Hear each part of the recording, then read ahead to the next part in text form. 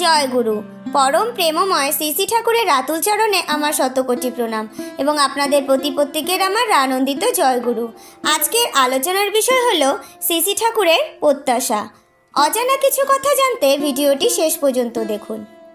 মানুষগুলিকে বাঁচাও, প্রাণ ভরে তাদের প্রাণ হয়ে ওঠো তোমরা। মানুষকে দীক্ষিত করে তোলো, তাদের পেছনে খবরদারি করো, তাদের যোগ্যতা বাড়াও। রাজা স্রষ্টা হয়ে ওঠো তোমরা, রাজা হয়েও না, রাজা করে তোলো সকলকে।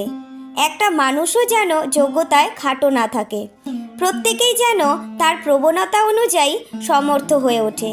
কেউ অভাব, অভিযোগ বা দুঃখের মধ্যে আছে, এটা তোমাদের পক্ষে কলঙ্কের। কেউ যেন দুঃখে না থাকে।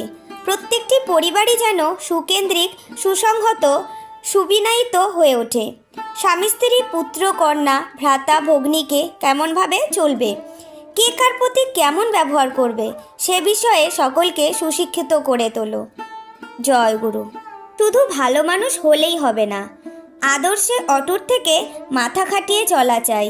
যেখানে যার সঙ্গে যেভাবে যেমন প্রয়োজন তেমনই, যাতে প্রত্যেকের অন্তরের সিংহদ্বার উন্মুক্ত হয়। তোমার সান্নিধ্যে, তোমার মধ্যে তোমার ঠাকুরকে দেখতে পায়, তবেই তো হয়। জয় গুরু।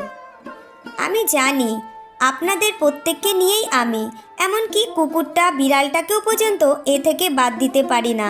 মনে হয় কেউ যদি অবনত হয়ে থাকে, আমিও অবনত হয়ে রইলাম। এই স্বার্থবোধ সহানুভূতি নিয়ে করেন, চলেন, দেখেন পরমপিতা আপনাকে কোথায় নিয়ে দাঁড় করান। জয় গুরু।